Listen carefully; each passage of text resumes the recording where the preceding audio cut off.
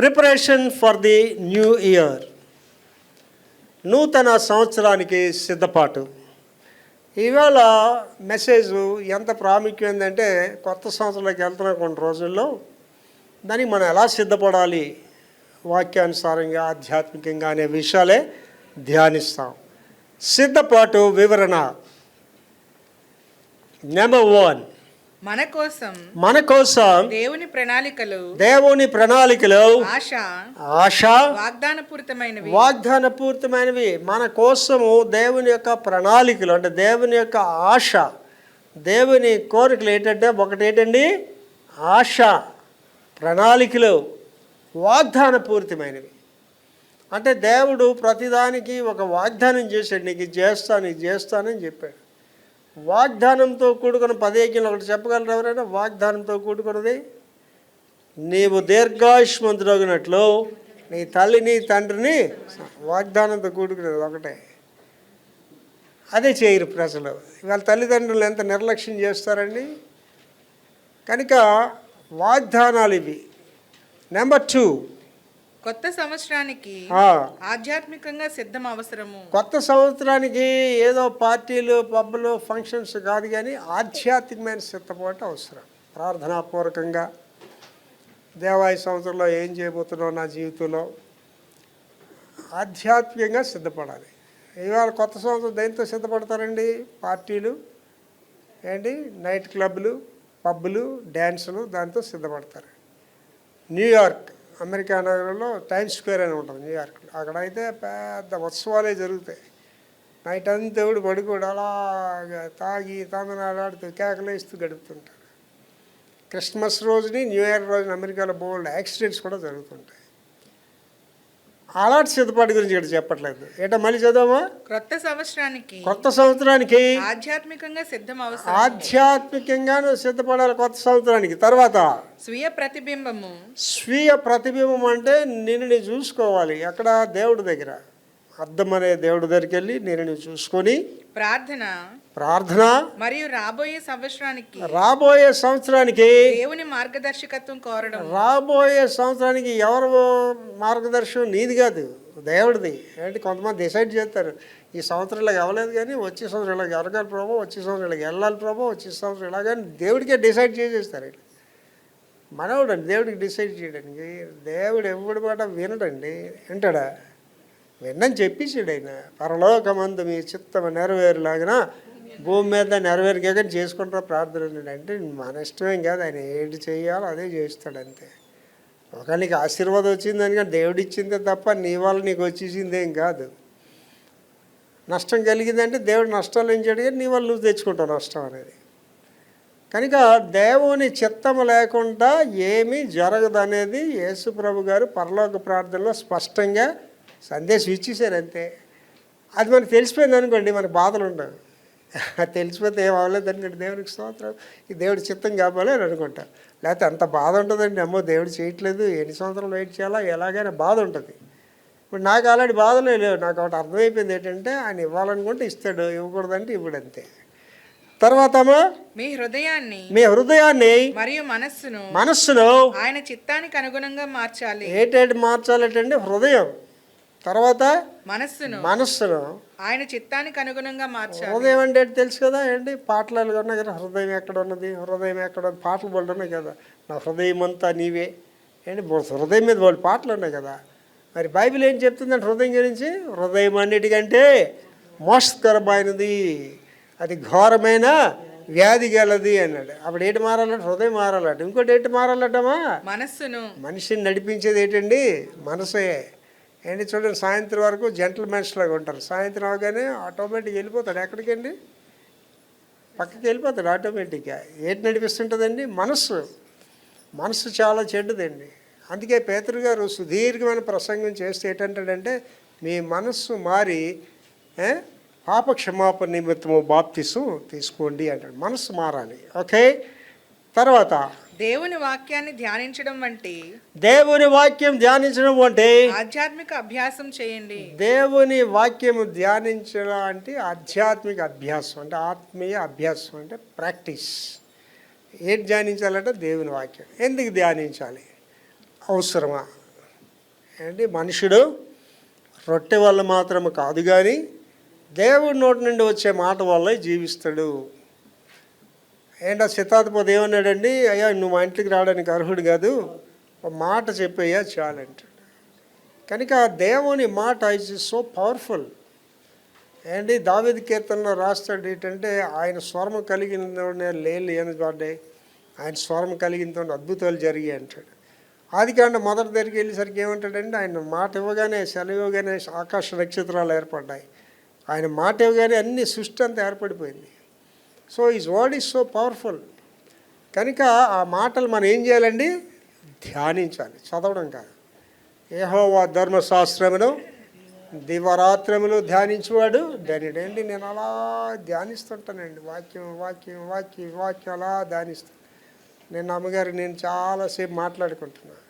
నేను అన్నాను, వెళ్ళినా నాకు మళ్ళీ కొత్త పాయింట్ ఒకటి దొరికింది ఈ మధ్యలో, అట్లోకి రాజు వెళ్ళిన తర్వాత దేవుని మాత్రం ఇది అడుగుతాను అన్నాను. ఏటి మాయా అని ఆలోచించి, యోబు గారు అన్ని శ్రమలు పడ్డాడు కదా, ఆ 40 అధ్యాయంలో దర్శనం ఇచ్చినప్పుడు అప్పుడైనా యోబు సాతాను నన్ను ఇలాగ అడిగాడు, వాడి గురించి నేను నీకు ఇలాగ నేను చెప్పాలి కదా. యోబుకి చచ్చిపోయాకే తెలిసింది దేవుడు నువ్వు సాతాన్ని పంది వేసుకుని నా మీద ఈ శ్రమకాలం నా గురించి అనుకున్నారని ఎంత బాధపడి ఉంటాడు. నేను మాత్రం ఇలా అడుగుతాను దేవుడే తప్పు కదా, యోబు అన్ని కష్టాలు పడ్డాడు కదా, ఓ మాట చెప్పుంటే కొంత ఉపశమనమైన ఉంది కదా ప్రభువా. అర్థమవుతుందండి. ఇవాళ నీ జీవితంలో కొన్ని జరగట్లేదు, నా జీవితంలో జరగట్లేదు, చెప్పడు దేవుడు. అలా కథలు అంచేస్తుంటాడు ఏంటి, కథ అలాగే వెళ్తుంటుంది. మనకి ఎప్పుడు అర్థమవుతుంది, ప్రభు రాజ్యం వెళ్ళిపోయాక ఇంది కారణం చేత నేను నీకు ఈ పని చేయలేదండి, అదేదో ముందే చెప్పుంటే పోయిందే కదా ప్రభు, నేను అనవసరంగా చాలా టైం వేస్ట్ చేసింది దాని గురించి అని ఫీల్ అవుతాం కదండి. అయితే ఇప్పుడు ఎవరు దేవుడికి చెప్తారు, మీరు చెప్తారా, నేను చెప్తామా? మీరు చెప్తే వినేస్తాడు ఆయన, నేను చెప్తే వినేస్తాడు. ఎవరి మాట వినడు. దేవుడికి ఉన్న క్యారెక్టర్ ఏంటంటే ఆయన చెప్పింది అందరూ కూడా వినాలంతే, ఇంక అందులో సందేహం లేదంతే. సౌలా అమాలేకుల మీదకి వెళ్ళి అక్కడి నుంచి ఏం తీసుకురాకూడదు అంటే తీసుకురాకూడదు అంతే, తెస్తే ఏముందిలే, మీకు బలి ఇవ్వడానికే తెచ్చానులే. ఏంటంటే దేవుడికి ఇష్టం లేని మాటలు అవన్నీ కూడా. What God said you have to listen అంతే, వినాలంతే. వినకపోతే ఏం చేస్తాడు, అమర్యాద కార్యక్రమాలు కూడా చేస్తాడు దేవుడు. చేస్తాడు చేయడా, యోనా గారికి చేశాడు కదా. యోనా కాబట్టి సిగ్గులేని సేవకుడు కాబట్టి పట్టించుకోలేదు. అది ఏంటి ఎంత భయంకరమైన మాట వాడేటండి వాడ నాయకుడు. ఓరి నిద్రపోతా, ఓరే బాబు, ఒక రెవరెండ్ డాక్టర్ బిషప్, ఏం డిజిగ్నేషన్ అండి అది, రెవరెండ్ డాక్టర్ బిషప్ యోనా. అవన్నీ తీసి ఏమన్నాడండి, ఓయి నిద్రపోతుంటే యోనా గారికి ఏట్లేవు, 2 లేవు. అలాగంటే నా తల ఆ షిప్ కొట్టుకొని పట్టుకొని చచ్చిపోతాడు. ఇంత అవమర్యాద దైవ సేవకుడికి.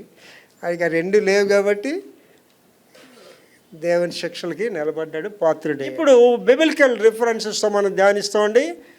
దేవుడికి మన భవిష్యత్తు తెలుసు. మీ అందరూ తెలుసుకోవాలి ఏంటంటే, దేవుడికి మన భవిష్యత్తు తెలుసు. God knows your future.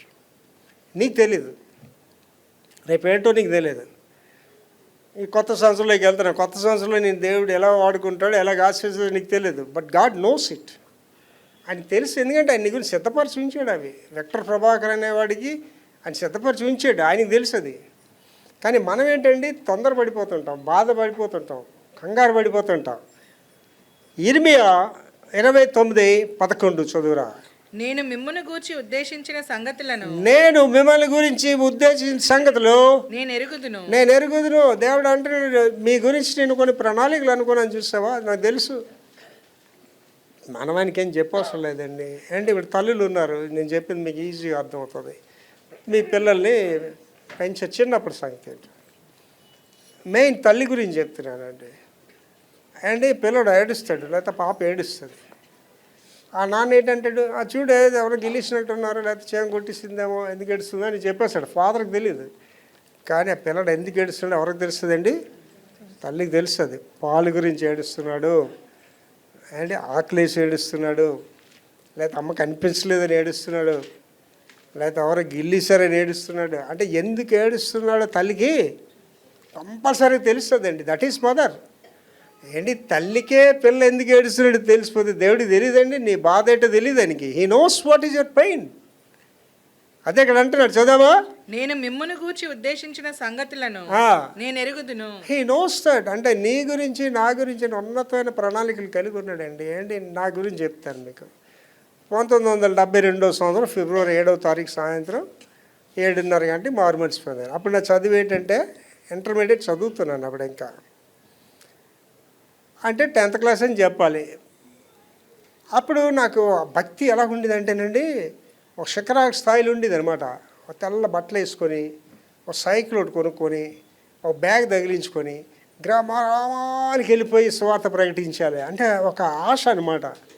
దేవుడు అంటున్నాడు నో నో నో నో అన్నాడండి. అంటే గ్రామాలకు వెళ్ళి సువార్త ప్రకటించే కానీ నేను అనుకునే పద్ధతులు కాదు. ఇలాగా గడుస్తున్నాయి. ఏంటి దేవుడు నన్ను వాడుకోవడానికి ద్వారాలు తెరవట్లేదు అనుకున్నాను. దేవుడు నాకు ఏ ద్వారాలు తెరిచాడు? ఆంధ్ర క్రిస్టియన్ థియలాజికల్ కాలేజ్లో bachelor in theology, bachelor in divinity, Osman యూనివర్సిటీలో ఎంఏ చేసి డాక్టరేట్ చేయడం ద్వారాలు తెరిచాడు. ప్రభు చదువు ఎందుకు ప్రభు? దేవుని సేవ నాకు ఇష్టం ఉండదు కాదు. దేవుని సేవ చేయడం చదువు ఎందుకని ఉండదు. యేసు ప్రభు రక్షకుడు అని చెప్పడానికి డిగ్రీలు అవసరం అని ఉండేది. అమెరికాలో అయితే థియలాజికల్ స్టడీస్ వాడు ఇష్టపడు. అక్కడ సెమినరీ అంటారు. వాళ్ళు ఏమంటారు తెలుసండి? సెమిట్రీ అంటారు. సెమిట్రీ అంటే ఏంటి? సమాధులతోటి. సెమినరీని అమెరికా వాళ్ళు ఏంటంటే సెమిట్రీ అంటారండి, సమాధులతోటి అని. కాదనుకుంటున్నారేంటి? నిజమే, సమాధులతోటి. Seminary very danger. Theological studies are very danger. మారు మనసు అనుభవం లేకుండా ఎవడైనా థియలాజికల్ స్టడీస్ చేసే థియలాజికల్ స్టడీస్ అంటే ఒక్క బైబిల్ గురించే నేర్పించరు. ఆ థియలాజికల్ స్టడీస్లోకి వెళ్తే ఒక సబ్జెక్ట్లో దేవుడు లేడని కూడా వాదన వస్తుంటుంది. ఇది దేవుడి వల్ల జరగలేదు, ప్రకృతి సంబంధంగా జరిగిందనే వాదనలు వస్తుంటాయి. Most of the theological college professors అంతా తాగుతారు, సిగరెట్లు తాగుతారు, పనికి మళ్ళీ కొడుకులాగా జీవిస్తారు. ప్రభు మహాకృపను బట్టి మార్మల్స్ పొందిన తర్వాత నేను థియలాజీకి వెళ్ళాను. లేకపోతే నేను కూడా వాళ్ళు ఒకటి అయిపోతాను. Should be very careful. చదవమా. నేను మిమ్మును గూర్చి ఉద్దేశించిన సంగతులను నేను ఎరుగుదును. ఇక్కడ ఉన్న వాళ్ళందరితో చెప్తున్నానండి. మీ నాన్నగారు నువ్వు అనుకుని చేయలేకపోవచ్చు, నీ ఇంట్లో వాళ్ళు నీ ఆశను సఫలపరచలేకపోవచ్చు, కానీ దేవుడు నీ పక్షంగా ఉన్నతమైన ఆలోచన కలిగి ఉన్నాను అంటున్నాడు. తర్వాత రాబో కాలమందు మీకు నిరీక్షణ కలుగునట్లుగా అవి సమాధానకరమైన ఉద్దేశములే గాని మీకు వచ్చే రోజుల్లో నిరీక్షణ కలుగునట్లు అంటే మీ ఆశ విశ్వాసం బలపడినట్లుగా అవి సమాధానకరమైన ఉద్దేశములే గాని సమాధానకరమైన ఉద్దేశాలే గాని హానికరమైనవి కావు. ఇదే యెహోవా వాక్కు. అంటే దేవుడు నీకు సమాధానకరమైనవి ఇస్తాడండి. సమాధానం అనేది చాలా ఇంపార్టెంట్ మనిషికి. అంటే మీరు ఆలోచించండి, ఒక ఇంట్లో కోట్లు సంపాదించుకొని సమాధానం లేకపోతే ఆ ఇల్లు వేస్ట్ అనమాట. ఆ ఇల్లు వేస్ట్. మేళ్ళు సంపాదించుకొని, మిద్దులు సంపాదించుకొని, ఇక్కడ చూసి అలా రైల్వే స్టేషన్ దగ్గర పోస్టులగా గొడవలు ఆడుకొని పీకులాట్లు ఆడుకుంటే వేస్ట్. ఆ ఇల్లు అనవసరం. సమాధానం అనేది ఇంపార్టెంట్. సమాధానం అంటే ఇంగ్లీష్లో ఏంటన్నాడండి? పీస్ అన్నాడు. పీస్ లేదనుకోండి తెలిసిపోతుంది నీ ముఖంలో. అలా ముఖం ఆందోళనగా ఉంటుంది. భార్యకి ఆందోళన, భర్తకి ఆందోళన. సమాధానం అనేది ఒక వ్యక్తితో స్టార్ట్ అవుతుంది, కుటుంబంతో స్టార్ట్ అవుతుంది, సంఘంతో స్టార్ట్ అవుతుంది, సమాజంతో స్టార్ట్ అవుతుంది. ఇది ఎక్కడి నుంచి వస్తుంది సమాధానం? సర్వోన్నతమైన స్థలములలో దేవునికి మహిమ ఆయనకి ఇష్టలైన మనుషులకే సమాధానం. నువ్వు దేవుడికి ఇష్టరాలు కాకపోతే సమాధానం ఉండదు నీకు. నేను దేవుడికి ఇష్టని కాకపోతే సమాధానం ఉండదు.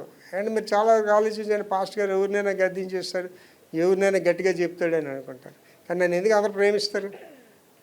నేను దేవుడికి ఇష్టడిగా ఉన్నాను. మా పాస్ట్ గారు గద్దిస్తారు కానీ మంచిగా చెప్తారు, పాస్ట్ గారు తప్పు అంటే ఒప్పుకోడు కానీ మంచిగా చెప్తాడు అని అనుకుంటారు. దేవుడి దగ్గర నుంచి వస్తుంది సమాధానం. తర్వాత అండి గతాన్ని మర్చిపోండి. గతాన్ని మర్చిపోండి అంటే భార్యను వదిలేసి వెళ్ళిపోమని, భర్తను వదిలేసి వెళ్ళిపోమని కాదు. అర్థమైందండి? చాలామంది దేవుడు గతాన్ని మర్చిపోమన్నాడు. నీవెవరమ్మా? మీ ఆవిడండి, నా భార్యవా, మీరు ఎవరండి అంటే నీ భర్తనే అంటే భర్త అంటే ఎవరు అంటే ఇంకా ఆడవాడికి చెప్పుకుంటాడు, ఈవిడ వరకు చెప్పుకుంటుంది. గతాన్ని మర్చిపోండి అంటే అవి కాదు మర్చిపోవలసింది. దాని వివరణ చెప్తానండి. యెషయా 43:18-19. యెషయా 43:18-19. మునుపటి వాటిని జ్ఞాపకం చేసుకొనకుడి, మునుపటి వాటిని జ్ఞాపకం చేసుకోనకడి, పూర్వకాలపు సంగతులను తలంచుకొనకుడి. అంటే ఏంటండి, నీకు కలిగిన చెడ్డ అనుభవాలు, గాయాలు. అండ్ ఒకసారి ఇక్కడ కూర్చొని అందరూ ఆలోచించండి. ఇక్కడ ఉన్న వాళ్ళందరికీ కూడా బ్యాడ్ ఎక్స్పీరియన్స్ ఉంటాయండి. లేని వాళ్ళు కూడా ఉండడు. అలాంటి వాళ్ళు ఇక్కడ ఎవరు లేరు కూడా. మోస్ట్ ఆఫ్ ది పీపుల్కి ఒక భయంకరమైన అనుభవాలు ఉంటాయి, చేదు అనుభవాలు అంటారు.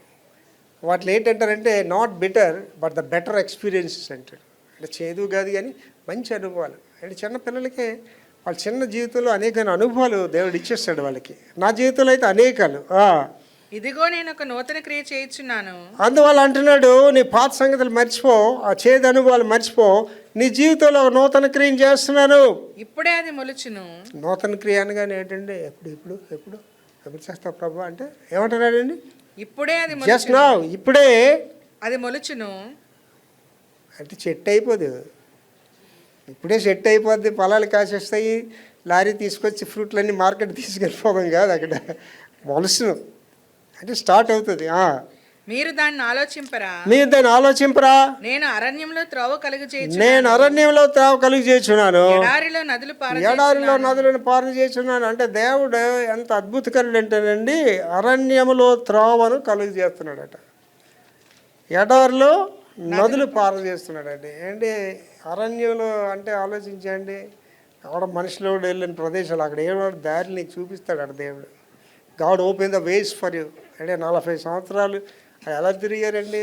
4 రోజులే ప్రయాణం దానికి. ఇంకా 40 రోజులు సర్కిల్స్లో అలా తిరుగుతారు. రాత్రి అయితే భయం, చీకటి. ఏం చేసాడు దేవుడు? వెలుగు స్తంభాన్ని, అగ్ని స్తంభాన్ని పెట్టాడు. పగలైతే ఎండ తగిలిస్తుంది. ఎలాగంటే మేఘ స్తంభాన్ని పెట్టాడు. జోళ్ళు ఎరిగిపోలేదు, బట్టలు చిరిగిపోలేదు. So God protected them. అప్పుడు ఏమంటున్నాడండి? ఎడారిలో నదులు పారు చేయి. ఎడారి అంటే ఏంటండి? ఇక్కడున్న వాళ్ళు ఎవరైనా ఎడారులకి వెళ్ళారో నాకు తెలియదు, నేను ఎడారులకి వెళ్ళలేదు. ఎడారిలో ఈ యొక్క డాక్యుమెంట్స్లో చూస్తుంటాం.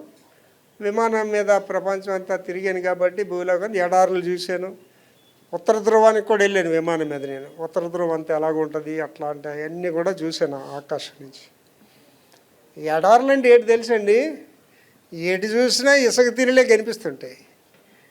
అక్కడ మంచినీళ్ళనే ఉండవు. అక్కడ ఏమంటున్నాడండి? ఎడారిలో నదులు పారు చేస్తానంటాడు. అంటే నదులు ఎవరు పుట్టిస్తారండి అక్కడ? నదులు దేవుడే పుట్టిస్తాడు. దట్ ఈస్ అ గాడ్ అంటున్నాడు. నీ గతాన్ని మర్చిపో, ఒక నూతన క్రియను చేస్తాను అంటున్నాడు.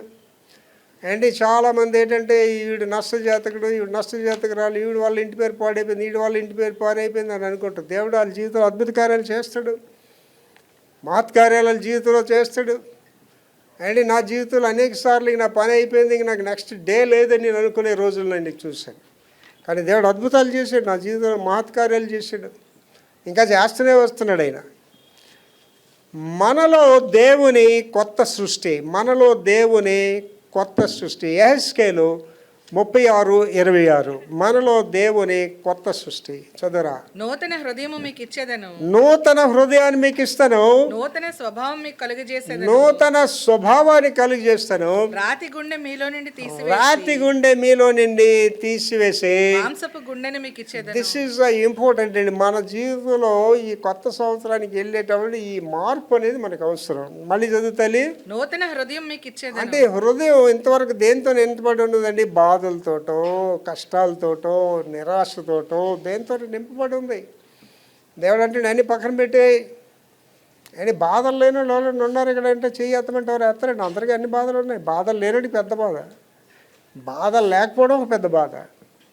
కనుక అందరికీ బాధలు ఉన్నాయి. ఏమంటున్నాడండి? నూతన హృదయాన్ని మీకు ఇస్తాను, నూతన స్వభావం మీకు కలుగజేసేదను. హృదయం ఇచ్చి కానీ అయిపోయి స్వభావం మారాలి, మనిషి యొక్క స్వభావం మారాలి. ఏంటి వాళ్ళు ఆలోచించేయండి.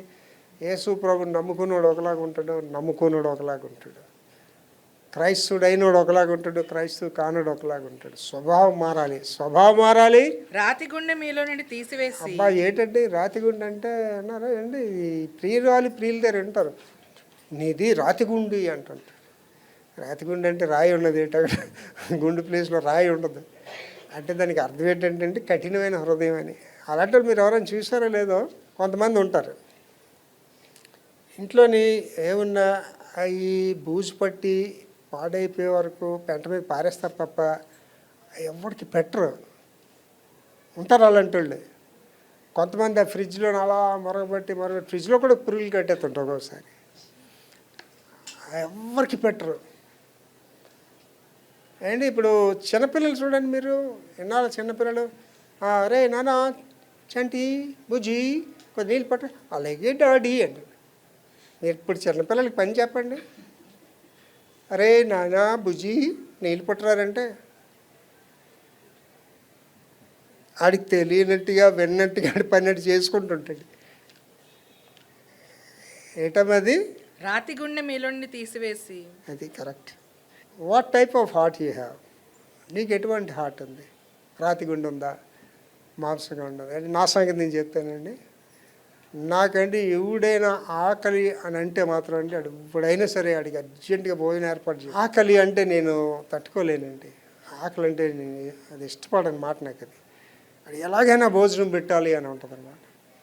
ఎలాగైనా సహాయం చేయాలి, ఎవరికైనా సహాయం చేయాలనేది నా కాన్సెప్ట్. అదేంటండి, కఠిన హృదయం ఉంటే చేయలేము. అది మీరు కఠిన హృదయంలో కాదు. కొంతమంది భర్త కూడా బాధపడుతుంటే అలా చూస్తారు, అలాగే భర్తలు ఉంటారు భార్య కూడా బాధపడుతుంటే అలా చూస్తుంటే సహాయం చేయరు వాళ్ళకి. ఇప్పుడు ఏ హృదయం కావాలంటే అక్కడ రాతి గుండె మీలోని తీసివేసి మాంసపు గుండెని మీకు అంటే ఒక మనిషి గుండె గుండెని నీకు ఇస్తాను అంటున్నాడు. అప్పుడు ఏమొస్తారండి అందులోకి? ప్రసాద హృదయం అని మా చిన్నప్పుడు ఆ పుస్తకం ఉండేది. ఆ హృదయంలోని మేకపోతులు, ఈ పాములు ఇవన్నీ ఉంటుండే అనమాట. యేసుప్రభు ఇలా రాగానే అవన్నీ పారిపోతాయి అన్నమాట, వెలుగు వచ్చేస్తుంది హృదయం. అంటే ఇప్పుడు ఏ హృదయం రావాలి నీకు? మాంస హృదయం. అంటే యేసు ప్రభుని కలిగిన హృదయం రావాలి. ఎప్పుడు? ఇంక 3 రోజుల తర్వాత, కొత్త సంవత్సరం. పాస్టర్ గారు ఈ 3 రోజులకు వదిలేండి పాస్టర్ గారు, కొన్ని బాకీలు ఉన్నాయి నేను తీర్చేసుకొని, మా ఆయనతో కొన్ని ఫైటింగ్లు చేయవలసి ఉన్నాయండి అవి చేసేసుకొని, మా ఆవిడతో ఇంకా చిన్న చిన్న అడ్జస్ట్మెంట్ ఫైటింగ్లు ఉండి అవి కూడా చేసుకొని, మా అమ్మకు కూడా కొంచెం చెప్పాలి సార్, మా అమ్మ కూడా ఈ మధ్యలో ఎక్కువ మాట్లాడుతుంది సార్, ఇవన్నీ కొంచెం తీర్చేసుకుంటాను సార్ 3 రోజులు. ఆ 3 రోజుల తర్వాత మాత్రం నాకు ఇది ఇచ్చిమని చెప్పండి దేవుడికి, మాంసం గుండె. 3 రోజుల గురించి చెప్పారు. ఇక్కడ ఏం చెప్పాడండి? ఇప్పుడే just right now it started. కనుక ఆ కొత్త సంవత్సరంలోకి వెళ్ళి నీకు ఏటి ఉండాలండి? గతాన్ని మర్చిపోవాలి అండి, దేవుడికి నీ భవిష్యత్తు తెలుసు అని తెలుసుకోవాలి. 3 మనలో దేవుని కొత్త సృష్టి అనేది ఉండాలి.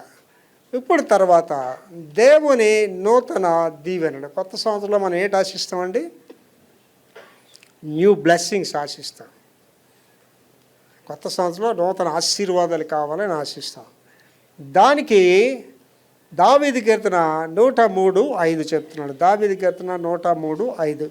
పక్షిరాజు యవనము వలె, పక్షిరాజు యవనం వలె నీ యవనము క్రొత్తదగుచుండును, నీ యవనం క్రొత్తదగుచుండునట్లు మేలుతో నీ హృదయమును తృప్తిపరచు, మేలుతో నీ హృదయం తృప్తిపరుచున్నాడు.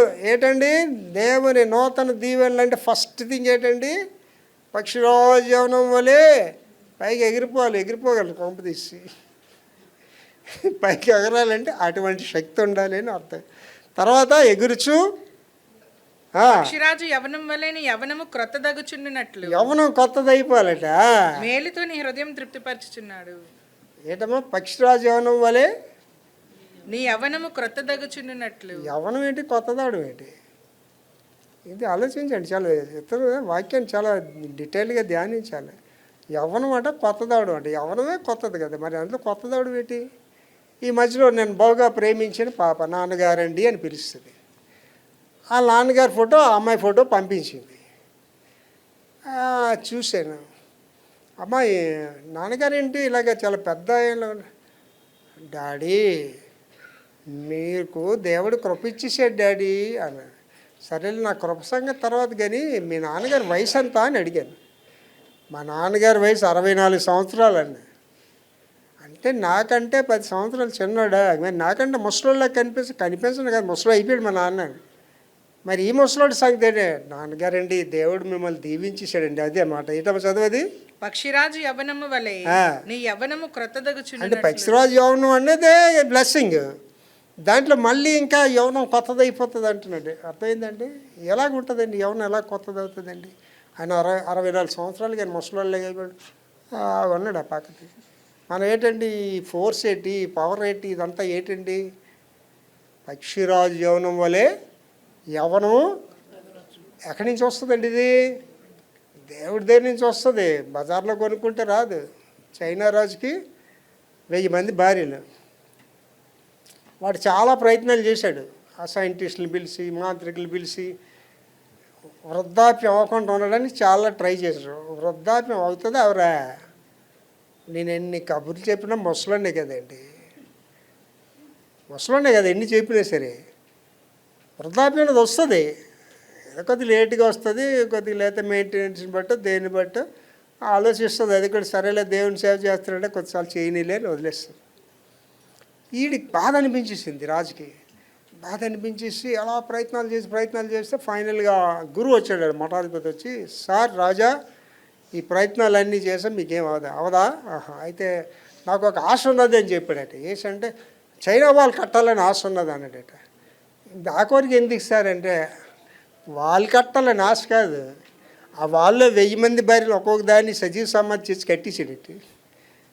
అర్థమైందండి? అది ఎంత స్వార్థపరుడు ఒకసారి ఆలోచించేయండి. అంటే ఇక్కడ కురువృద్ధులు ఎవరు లేరు, వృద్ధులు వెళ్ళారు, కురువృద్ధులు ఎలాగ ఉంటారు? నేను వృద్ధుడిని కాదు, కురువృద్ధుడిని. ఏంటి ముసలు అవుతున్నటువంటి గమనించి చూడండి. మనుషులకి ఇంకా కొద్దిగా యవనం ఉంటే బాగును, నేను బాగా నడగలిగితే బాగును, ఇంకా శక్తిగా ఉంటే బాగును అనిపిస్తుంటుంది వాళ్ళకి. కానీ అయిపోతుంటుంది కథ, అంతే అయిపోతుంది కథ మొత్తం కథ మారిపోద్ది అంతేను. కానీ ఇక్కడే ఉంటున్నాడండి, దేవుడు కథ మార్చేస్తున్నాడు. ఏంటి మార్చేస్తున్నాడండి? పక్షిరాజు యవనం వలే నీ యవ్వనము క్రొత్తదగు. That's what I believe that. నేను నమ్ముతానండి. మోషే గారు 90 కీర్తన రాసాడండి. రాసి కానీ ఇవాళ పాస్టర్లు, చదువు సంజయలేని పాస్టర్లు, బైబిల్ జ్ఞానం లేని పాస్టర్లు స్మారక కూడా అంటే చాలండి. 70 సంవత్సరములు 80 సంవత్సరాలు. వీడికి బైబిల్ తెలియదు. వీడికి ఎవరు చెప్పాడు? 70 సంవత్సరాలు 80 సంవత్సరాలు మోషే చెప్పాడు, దేవుడు చెప్పలేదు. దేవుడు ఎంత చెప్పాడండి? 120 సంవత్సరాలు చెప్పాడు. మరి 120 సంవత్సరాలు 70 సంవత్సరాలు 80 సంవత్సరాలు చెప్పినాడు. మరి 70 సంవత్సరాలు 80 చచ్చిపోలే మోసే? అబ్బాయి 120 దేవుడిదే స్వతంత్రించుకున్నాడు ఆయన. చాలా జాగ్రత్తగా ఆలోచించండి. అంటే దేవుడు నీకు ఇచ్చే ఆయుష్ కానీ, దేవుడు నీకు ఇచ్చే ఆశీర్వాదం కానీ దేనికి ఖర్చు పెట్టాలండి? దేవునికి ఖర్చు పెట్టాలి. ఏంటి మీకు చెప్తున్నానండి, నెక్స్ట్ వీక్ మెసేజ్ ఫస్ట్ సర్చ్లో చాలా మంచి మెసేజ్ అది. కొత్త సంవత్సరంలో దేవుడితో మొదలుపెట్టాను. ఏంటి ఇక్కడ ఉన్న వాళ్ళందరూ తెలుసుకోండి. విక్టర్ ప్రభాకర్తో సామ్యకు అందరికీ చెప్తున్నానండి, దేవుణ్ణిలో మీరు ఉన్నంతకాలం ఆరోగ్యంగా ఉంటారండి. దేవుణ్ణిలో మీరు ఉన్నంతకాలం కోటీశ్వరు లేకపోయినా ఆర్థిక ఇబ్బంది లేక జీవిస్తారండి. ఎప్పుడైతే మీరు దేవుడికి దూరంగా వెళ్ళారో మొదటి ఏటి వస్తుంది, అనారోగ్యం వస్తుంది. దేవుడికి దూరంగా ఎప్పుడైతే వెళ్ళారో ఆర్థిక ఇబ్బంది వస్తుంది. దేవుడికి దూరంగా ఎప్పుడు వెళ్ళారో కుటుంబ వైషమ్యాలు వస్తాయి. ఒకరినొకరు నిందించుకోవడంలో ఏం సమస్య లేదండి. కుటుంబం పాడైపోయాక ఎవరు నువ్వేటికి ఈడిని అనుకుంటే ఆడిని అనుకుంటాడు, మొత్తం కుటుంబమే పాడైపోయాక. కనుక మన ఎవరు ఏంటంటే కొత్తది అవుతుంది అది అంటున్నాడు. తర్వాత మేలుతో నీ హృదయంను తృప్తిపరచుచున్నాడు. ఎందుకు అవుతుంది కొత్తది? మేలు అంటే చక్కగా నేను బర్త్డే ఫంక్షన్ చేసుకుని మా పాప ఉంది, వాడికి ఏంటండి మేలుతో తృప్తి అనమాట. ఆనందం, ఉల్లాసం. ఇంకా ఆ వేపర్స్ ఇంకా అలాగ ఉంటాయి అనమాట. ఇంకొక 24 గంటలు ఎంత బాగా చేసుకున్నా, ఎంత బాగా చేసుకున్నా. మేలు ఉంటే ఏంటి వస్తుందండి? పాటలు వస్తుంటాయి కదా అంటే బాత్రూమ్ సింగర్స్ అంటారు కదా, బాత్రూమ్ సింగర్కి గాయకుడు అయ్యండి అవసరం లేదు, చక్కగా పాడుకుంటాడు. ఎందుకు వస్తుంది ఆ పాటడికి? మేలు. మంచి జరుగుతుంది ఇవ్వాలని చక్కని పాటలు వచ్చేస్తుంటాయి. ఏంటి ఒక పెళ్లి ప్రసంగికుడు చోడవరం పెళ్ళికి వెళ్ళినవాడు, ఆయన పెళ్లి ప్రసంగికుడు. ఆయన పాపం రిటర్న్ వచ్చిన ట్రాన్స్పోర్టేషన్ లేదు, మా కారులో రమ్మని చెప్పి నాకు తెలుసు బాగా. ఆయన పెళ్ళిళ్ళకి ఆయన ప్రత్యేకంగా పిలుస్తారనమాట. ఎందుకంటే మంచి జోకులు వేస్తాడనమాట. అంటే ఈజ్ అ గుడ్ జోకర్. పెళ్ళిళ్ళు అందరినీ నవ్విస్తాడనమాట. అప్పుడు నేను కారులో వచ్చినప్పుడు నేను నీ గురించి చాలా చెప్తారు, మంచి జోకర్ అని. ఏ చేస్తావయ్య గారు, ఏ దాని చెప్పి వెళ్ళిపోతుంటేనే నాకు 2 చెప్పాలంటే ఏముంది అయ్య గారు, పెళ్ళైన కొత్తలోని ప్రతి భార్య భర్తలు పరమగీతాలు పాడుకుంటారండి అట. తర్వాత ఏంటంటే ఎప్పుడైతే గొడవలు వచ్చే విలాప గీతాలకు వెళ్ళిపోతారట. ఇక బైబిల్ మీదే చెప్తున్నాడు మళ్ళీ అన్నీ, ఈ కథలన్నీ బైబిల్ మీదే చెప్తున్నాడు. అంటే అది ఏంటంటే అది ఏటమ్మా రాసిన రెండో భాగం, మేలుతో నీ హృదయం తృప్తిపరచు. మేలు ఉంటేనే కదా ఇవన్నీ వస్తాయి. బాధలో ఉన్నోడి దగ్గరికి వెళ్ళి సంతోషం మాట చెప్పమంటే ఏం చెప్తాడు, కష్టాల్లో ఉన్నోడి దగ్గరికి వెళ్ళి నవ్వరంటే ఏంటి నవ్వుతాడు, రోగి ఉన్నోడికి వెళ్ళి ఏదో మంచి మాట చెప్పమంటే ఆడేం చెప్తాడండి, చెప్పడు. అంటే మేలు అనేది మనకి చాలా అవసరం. అండ్ మేలు లేదనుకోండి, ఇక్కడ ఉన్న వాళ్ళు ఊరికైనా సరే నీకు మేలు జరగట్లేదు అనుకోండి, బాధ ఉంటుంది ఉండదండి, ఎవరి మీద వస్తుంది ముందు కోపం, దేవుడి మీదే. భర్త మీద కోపడితే అదొక చికాకు, భార్య మీద కోపడితే అదొక ప్రాబ్లము, పిల్లల తల్లిదండ్రుల మీద కోపడి అదొక ప్రాబ్లం. అందరూ ఎవరి మీదకి వెళ్ళిపోతారండి, దేవుడి మీదకి. దేవుడే నాకేం చేయలేదు, దేవుడు ఇస్తే నాకు ఎందుకు జరగదు అనేది అంట. కనుక దేవుడు మనల్ని ఏం చేస్తున్నాడు, మేలుతో హృదయాన్ని తిప్పుతాడు. ఏంటి ఇవాళ మీరు ఎంత బాగున్నారండి, ఒకసారి ఆలోచించేయండి. ఒకప్పుడు ఎలా ఉండేవారు అండి, ఒకప్పుడు తినడానికి కష్టంగా ఉండేది, ఒకప్పుడు. ఇవాళ ఎంత చక్కని భోజనం చేస్తున్నాం కదా. ఒకప్పుడు ఉండడానికి చక్కని ఇల్లు ఉండేది కాదు, ఇవాళ మంచి ఇంట్లో ఉంటున్నాం కదా. అంటే ఏం చేసాడు నీకు దేవుడు, ఆల్రెడీ మేలుతో నీ హృదయాన్ని తృప్తిపరుస్తున్నాడు. అక్కడ ఆపేస్తాను అన్నాడా, అది ఇంకా అభివృద్ధి చేస్తాడు నువ్వు ఆయనకి ఇష్టరాలుగా ఉన్నప్పుడు. ఉన్నతమైన వాటికి పరుగు, ఉన్నతమైన వాటికి పరుగు. అంటే నీ పరుగు దేని గురించి పరిగెట్టాలండి, పాపానికి పరిగెట్టకూడదు, లోకం గురించి పరిగెట్టకూడదు. దేనికండి, ఉన్నతమైన వాటి గురించి నువ్వు పరిగెట్టాలి. ఫిలిప్పి 3:13-14. ఫిలిప్పి 3:13-14. సహోదరులారా, నేను ఇదివరకే పట్టుకొని ఉన్నానని తలంచట్లేదు, అయితే ఒకటి చేయుచున్నాను, ఒకటి మాత్రం చేస్తున్నాను, వెనుక ఉన్నవి మరచి వెనకనున్నవని మర్చిపోయి ముందున్న వాటి కొరకే వేగిరపడుచున్నాను. క్రీస్తు యేసునందు దేవుని ఉన్నతమైన పిలుపున కలుగు బహుమానం పొందవలనని గురి వద్దకే పరిగెడుతున్నాను. ఏంటి ఇవాళ చాలా మంది ఇక్కడ ఫెయిల్ అవుతున్నారండి. మళ్ళీ చదువురా, నేను ఇదివరకే పట్టుకుని ఉన్నానని తలంచుకున్నాను. అంటే చాలా మంది ఏంటంటే నేను 72లో మారు మనసు పొందించాను కదా, ఐఎమ్ ఓకే అని అనుకుంటాను. Not at all. మారు మనసు గురించి బైబిల్ ఏం చెప్తుందంటే, అంతము వరకు నిలిచి ఉండివాడే రక్షింపబడతాడు. నేను 72లో మారు మనసు పొందించాను, 80లో మారు మనసు పొంది కాదు, అక్కడ అంతము వరకు టిల్ ద ఎండ్. రక్షణ అనేది ఏంటంటే కంటిన్యూస్ ప్రాసెస్. ప్రతిరోజు దైవభక్తిని నీకు నువ్వు సరి చేసుకో, పరీక్షించుకో, అదే చెప్తున్నాడు. అయితే ఒకటి చేస్తున్నాను, వెనుక ఉన్నవి మరచి.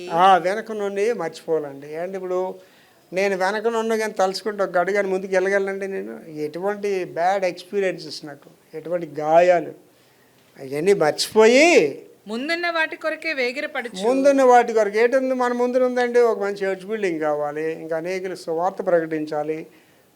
జనవరి నెలలోనేమో వచ్చి విజయవాడ వెళ్ళి పాస్టర్స్ కాన్ఫరెన్స్ చేయాలి, 2027 ఢిల్లీ వెళ్ళాలి పాస్టర్స్ కాన్ఫరెన్స్ చేయాలి. అండ్ నాకైతే అన్ని బిగ్ సిటీస్లో కాన్ఫరెన్స్లు చేయాలని ఉంది. అది ఏంటంటే ముందు నుండి వాటి కొరకు ఏం చేయాలట, వేగిరపడుతూ పరిగెట్టాలంటున్నాడు. తర్వాత క్రీస్తు యేసునందు దేవుని ఉన్నతమైన పిలుపునకు కలుగు. ఏంటి, దేవుని యొక్క ఉన్నతమైన పిలుపు, పిలడం కాదు, అది ఉన్నతమైన పిలుపు. అంటే ఇక్కడ మీరు అందరూ గమనించుకోండి, దేవుడు నేను పిలిచాడు, ఏర్పాటు చేసుకున్నాడు, దేవుడు నేను వాడుకుంటాడండి, నీకు తెలియదు అది. ఆయన ఉన్నతమైన పిలుపు అంటాడు. ఉన్నతమైన పిలుపునకు కలుగు బహుమానమును పొందవలనని. కలుగు బహుమానము, ఆ పిలుపుకి ఏమున్నదని బహుమానం. ఏంటి ఇవాళ నేను బాధపడుతున్నా, స్ట్రగుల్ అవుతున్నా, నాకేముందండి, బహుమానం ఉంది. మీరు స్ట్రగుల్ అవుతున్నారు, మీకేముందండి, బహుమానం ఉంది. సండే స్కూల్ టీచర్స్గా పనిచేశారు, దానివల్ల మీకు బహుమానాలు ఇచ్చాడు దేవుడు. సువార్థకులుగా పనిచేశారు, చేస్తున్నారు, దానివల్ల మీకు బహుమానాలు ఇస్తున్నాడు. కనుక ఈ బహుమానాలు రావాలంటే ఏం చేయాలట, గురి యొద్దకే పరిగెత్తుచున్నాను. అంటే పక్కదారులకు వెళ్ళిపోవద్దని. ఏంటి ఇవాళ పెద్ద పెద్ద సేవకులు పడిపోయిన వాళ్ళు ఉన్నారండి, పెద్ద పెద్ద సేవకులు. నిన్నటిదేనండి అమ్మగారు నేను కూర్చొని అలా మాట్లాడుతూ, ఈ మధ్యలో అమ్మగారు నా మీదే చర్చ్ భారం అంతా పడదు, మేమే అన్నీ చేయొచ్చు అవుతున్నాం, మేమే అన్ని బర్యాలు చేస్తున్నాం. మా ఇద్దరి మీద మళ్ళీ ఇవాళ వచ్చినట్టు కారులో అమ్మ మళ్ళీ మనకి పాత ఇది వచ్చేసింది, దేవుడు మన మీద అన్ని భారం పెట్టాడండి. అలా మాట్లాడుకుంటూ వచ్చేటప్పుడు ఈ గురి వద్దకే పరిగెరడం అనే దాని గురించి నేను చాలా విషయాలు మాట్లాడుకున్నాను. పెద్ద పెద్ద సేవకులండి, వాళ్ళు గురి ఎప్పుడైతే తప్పారో భ్రష్టులు అయిపోయారండి. పెద్ద పెద్ద వాళ్ళు గురి ఎప్పుడైతే తప్పారో భ్రష్టత్వం అయిపోయారు. ఆర్థికంగా అవనండి, స్త్రీలతోనండి పురుషులతోనండి దే లాస్ దేర్ విషన్. ఆ దర్శనాన్ని కోల్పోయారు వాళ్ళు. కారణం ఏంటంటే గురి మీద లేదు. మనకి ఎప్పుడు గురి మీద ఉండాలి. ఏంటి నాకు మనసులో ఎప్పుడు ఉండదు ప్రేర్ చేయడం. I will not give up అని అంటాను. ప్రభా నేను ఇది సేవని ఎప్పుడు ఇది వదిలేను అంటాను. ఐ హ్యావ్ నో డిస్కరేజ్మెంట్ అంటాను. నాకు నిరుత్సాహమే లేదంటాను. గురి వద్దకు పరిగెట్టడం అంటే అంత ఈజీ కాదు. స్ట్రగ్లింగ్ అనమాట. అంటే ఎన్ని సంవత్సరాలు, 1 సంవత్సరం, 2 సంవత్సరాల, 3 సంవత్సరాల, అసలు చేరినా గమ్యం అనేది. గురి వద్దకు వెళ్ళాలంటే ఇట్స్ నాట్ ఈజీ. ఈ గురి వద్దకు వెళ్ళడానికి మీకు మంచి ఎగ్జాంపుల్ ఒకటి చెప్తానండి. నయాగరా వాటర్ ఫాల్స్, మీరు అంతమంది వెళ్ళారు తెలియదు కానీ నేను వెళ్ళాను. నయాగరా వాటర్ ఫాల్స్ ఎత్తైన జలప్రవాహం అనమాట.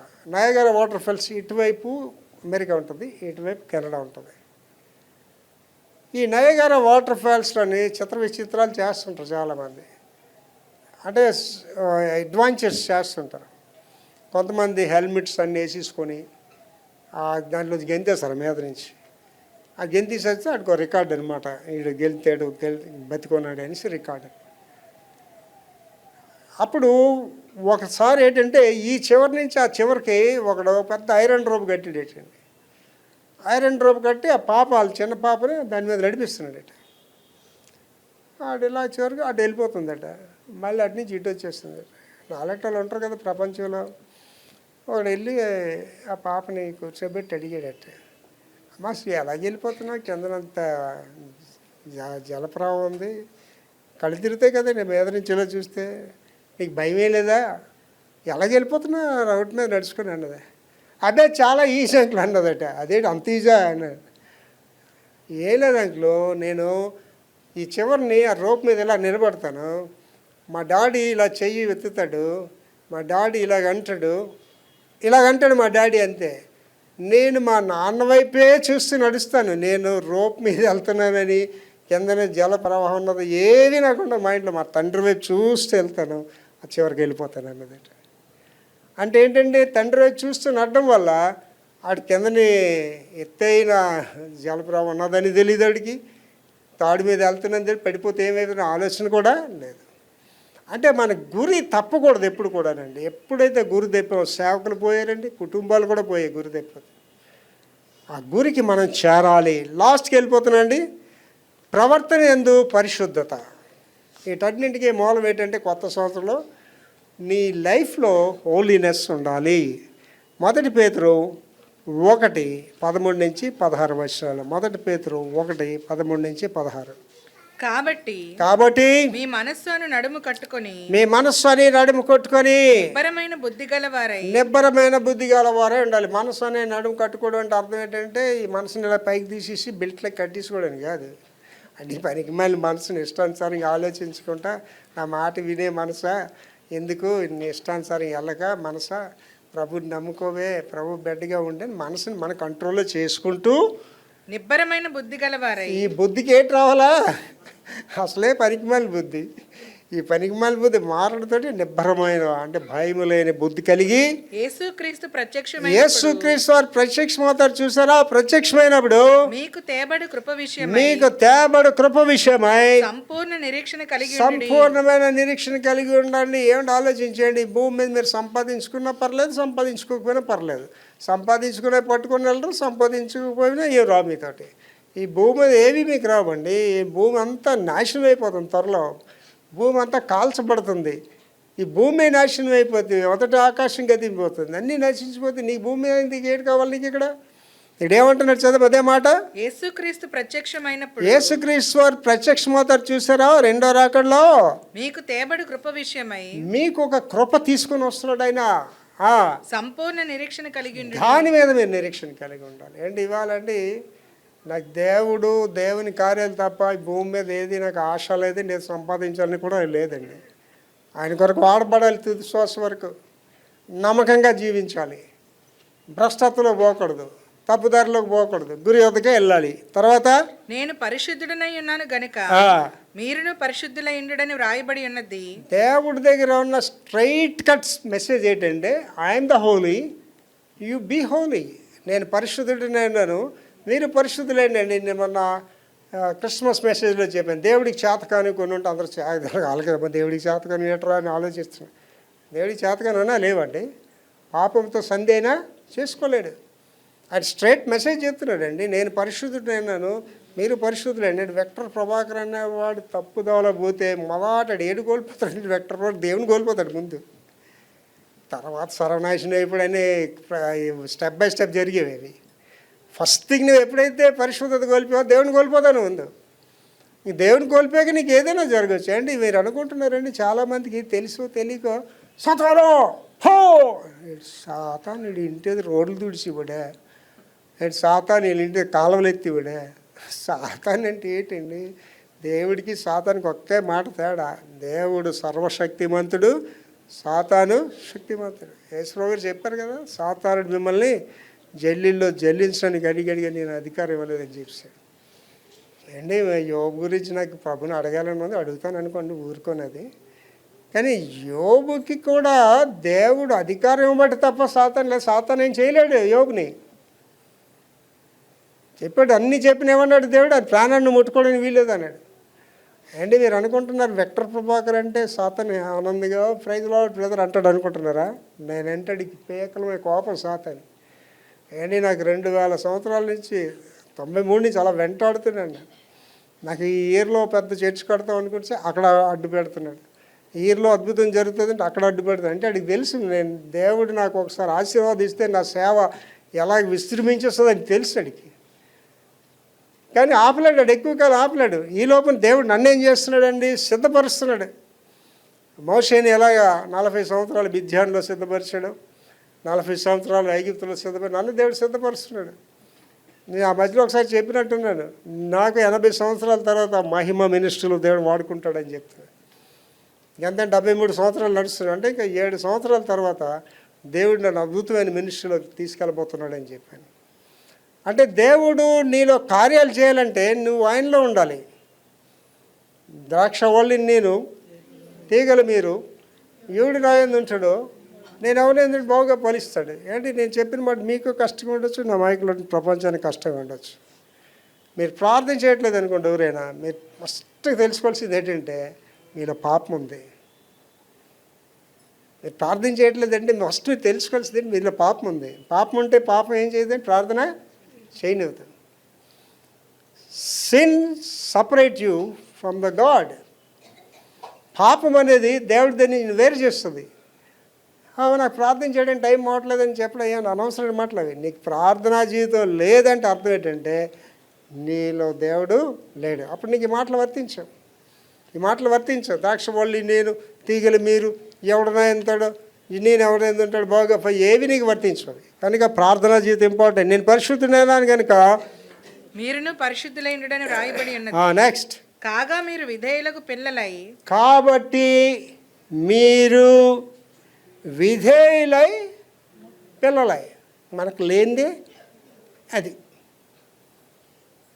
ఇవాళ కుమార్తెలు ఎంతమంది తల్లిదండ్రులు మర్యాద ఇస్తున్నారు, కొడుకులు ఎంతమంది తల్లిదండ్రులకు మర్యాద ఇస్తున్నారు. అమ్మా నీది ఎంతకాలమే పడతావు, అసలు నాన్న అలాగే భరించాడు నిన్ను, నీకు చదువు లేదు బుద్ధి లేదు ఏటమ్మా అంటే అలా చూస్తుంటుంది తల్లి. దీన్నైనా చిన్నప్పుడు ఎత్తుకున్నాను, దీన్నైనా హాస్పిటల్కి తీసుకెళ్ళేవాడిని, దీనికైనా అన్ని పరిచర్యలు చేసి నేను అలా చూస్తుంటుంది. ఎటో చదివే మాట, కాగా మీరు విధేయులకు పిల్లలై. విధేయత ఎక్కడ ఉందండి? కన్న పిల్లలకే విధేయత లేదు ఇవాళ. ఇందాక చెప్పాను కదా, పిల్లలు వాడు చెప్పిన మాట వింటలేదు ఇవాళ. పిల్లలకి విధేయత లేదు. ఇంకా ఆత్మీయ పిల్లలు అంటే కన్న పిల్లలకి విధేయత, ఆత్మీయ పిల్లలు మన ఇష్టం. అమ్మ ఇంటి పక్కనే గుడిని తెలుసా, ఈ పాస్ట్ గారు ఇంత దూరం నడుచుకొని పరిగెట్టుకుంటూ లేటుకు వచ్చారు. మా ఇంటి పక్కనే ఉంది ఆ పాస్ట్ గారు, లాస్ట్లో ఆశీర్వాదకి వెళ్ళినాక సార్ ఎంత మంచి పాస్ట్ గారు. ఇదే లేదు పిల్లలు. అదే తర్వాత మీ పూర్వపు అజ్ఞాన దశలో మీకుండిన ఆశలను అనుసరించి ప్రవర్తింపక. అంటే పూర్వపు అజ్ఞాన దశలో, ఏమి దశ? జ్ఞాన దశ కాదు, జ్ఞానం లేని దశలో మీకుండిన ఆశలను అనుసరించి ప్రవర్తింపక. అంటే అప్పుడున్న ఆశలు అంతేంటి? లాటరీ టికెట్ తగలాలి, నా భర్త 7 గుర్రాలు రథాల మీద రావాలి, జాను జాను అనుకొని రావాలి. అది మనకున్న ఆశలు. లేకపోతే నేను పెద్ద ఇది చేసేయాలా, లేకపోతే నేను పెద్ద ఆకాశాన్ని కదిలించాలా, ఆశలు. చదవం అదే మాట. మీ పూర్వపు అజ్ఞాన దశలో మీకుండిన ఆశలను అనుసరించి ప్రవర్తింపక. అంటే అజ్ఞాన దశలో ఆశలు అంటే ఏంటి? అన్ని పనికి మాలిన ఆశలే. రాత్రికి రాత్రి మేర కడతాం, వాళ్ళకంటే మేము బాగుండాలి, ఇలాంటి ఆశలు కాకుండా మిమ్మును పిలిచినవాడు మిమ్మల్ని పిలిచినవాడు పరిశుద్ధుడైన ప్రకారము పరిశుద్ధుడైనాడు కాబట్టి మీరును సమస్త ప్రవర్తన యందు సమస్తమైన ప్రవర్తన యందు పరిశుద్ధులైండుడి. పరిశుద్ధులైనది. ఇదండి దేవుడు మన దగ్గర కోరుకుంటుంది. కొత్త సంవత్సరంలోకి వెళ్తున్నాం. మళ్ళీ చదువురది. మిమ్మును పిలిచినవాడు దేవుడు నిన్ను నన్ను పిలిచాడు, పరిశుద్ధుడైన ప్రకారము ఆయన పరిశుద్ధుడు. మీరును సమస్త ప్రవర్తన యందు. మీరు ప్రవర్తన ఏందని మాట వాడలేదు అక్కడ. ఏమన్నాండి? సమస్త ప్రవర్తన అంటే నాన్నతో, అమ్మతో, భార్యతో, భర్తతో, సమాజంలో సమస్త ప్రవర్తనలో పరిశుద్ధులైండుడి. పరిశుద్ధులై ఉండండి. That's an important thing. అది ఎవరి నుంచి వస్తుందండి? నీకే వస్తుంది. మీ అమ్మ వాళ్ళు రాదు, మీ నాన్న వాళ్ళ నీకు రాదు. నీకు ఆ తపన అనేది ఉండాలి. I must live holy. ఇప్పుడు నేను ఉన్నానండి, తలపులో కూడా నేను తప్పు చేయట్లేదు. ఎవరు? దేవుడికి నాకున్న సంబంధం తప్ప మీకు నాకున్న సంబంధం కాదు. ఏంటంటే చాలామంది పాస్టర్ ఉన్నారు, ప్రసంగం ఇలాగ అయిపోగానే సారా కొట్టుకెళ్ళి ఇంటికి వెళ్ళిపోతాడు ఆ పాస్టర్. ఏంటి, నేను ఒకసారి ఒక చర్చిలో మెసేజ్ ఇవ్వడానికి వెళ్ళాను. ఆ మెసేజ్ అయిన తర్వాత పాస్టర్ గారు కనిపించట్లేదు. నేను అడిగాను, పాస్టర్ గారు ఏరంటే ఆయన గిడెలాగా అయిపోయి కనిపించరండి అన్నాడు. ఎక్కడ ఉంటారు సార్? ఇంటి దగ్గర ఉంటారు కానీ కింద పడి ఉంటాడు సార్. నేను ఇంటికి వెళ్ళాను, ఆ పక్కనే వెళ్ళి ఇంటికి వెళ్తే కింద పడి ఉన్నాడు. ఏంటంటే ప్రసంగం అవగానే తాగి వెళ్ళాడు అంతే. నేను అమెరికా దేశంలో డాన్ అనే ఒక దొర ఇంట్లో ఉండేవాడిని. వాడు చర్చికి ప్రెసిడెంట్, సండే స్కూల్ మంచి పాఠాలు చెప్తున్నాడు, మంచి బోధకుడు. నేను సాయంత్రం అయితే ఫుల్గా సురాపానాలు ఉంటాడనమాట. నేను ఒకరోజు అడిగాను, ఏంటిటా నీ పరిస్థితి? దాన్ని ఒక పని చేస్తావా అన్నాను. నువ్వు సొంతగా గుడి పెట్టుకున్నాను. ఎవడు వస్తాడో గుడికి అండి, ఎందుకు రారు? మొత్తం అమెరికా అంత వచ్చేసిలో చెప్తే నీకు సలహా అన్నాను. ఎలా పాస్టర్ నిజంగా అమెరికా అంత వచ్చేస్తారని? నువ్వు పెద్ద అడ్వర్టైజ్మెంట్ చేయి, టీవీల్లోని బోర్డులు అయిపెట్టి, మా చర్చికి వచ్చే వారికి చర్చిలో ఇలాగ ఎంటర్ అవగానే హాఫ్ బాటిల్ విస్కీ ఇస్తాం, ఒక సిగరెట్ ప్యాకెట్ ఇస్తాం, అగ్గిపెట్టి ఇస్తాం, మీరు తాగి వచ్చి కూర్చోవచ్చు హ్యాపీగా, నేను తాగి వచ్చి ప్రసంగం చేస్తాను, మీరు సిగరెట్లు తాగి వచ్చాను ఒక అనౌన్స్మెంట్ కూడా నీ గుడి అంతా నిండిపోద్ది, చాలా గుడి అని చెప్పాను. అంటే నాతో వెటకారం చేస్తున్నావా పాస్టర్? అదేందండి చదవ లాస్ట్ ఇది మళ్ళీ ఇది. మిమ్మును పిలిచిన వాడు పరిశుద్ధుడైన ప్రకారము మీరును సమస్త ప్రవర్తన యందు పరిశుద్ధులైన. ప్రవర్తన అంతట్లో పరిశుద్ధంగా ఉండాలండి. నీ తల్లి నీ గురించి మంచి సాక్ష్యం చెప్పాలి, నీ తండ్రి నీ గురించి మంచి సాక్ష్యం చెప్పాలి, నీ భర్త నీ గురించి మంచి సాక్ష్యం చెప్పాలి, నీ భార్య నీ గురించి మంచి సాక్ష్యం చెప్పాలి. ఆ పరిశుద్ధత కలిగి ఉండాలి. అది ఎక్కడి నుంచి వస్తుందండి? నీలో నుంచే వస్తుంది. అది దేవుడు మనకి అనుగ్రహిస్తాడు. అట్టి కృప దేవుడు మనకు అనుగ్రహించునుగాక. ప్రార్థన చేసుకుందాం. మహాపరిశుద్ధ నేసిన కృప మేడ ఈ కొత్త సంవత్సరంలో ఎలాగుండాలి అనే విషయాలు మాతో చాలా విషయాలు మాట్లాడారు ప్రభువా. నన్ను మమ్మల్ని అందరినీ కొత్త సంవత్సరానికి సిద్ధపరచండి. నూతనమైన ఆశీర్వాదంలో నన్ను నా సంఘాన్ని నింపి నీ కొరకైన ఫలభరితమైన సంఘముగా సేవకులుగా మమ్మల్ని వాడుకోమని యేసు పరిశుద్ధ నామములో వేడుకుంటున్నాం తండ్రి. ఆమేన్.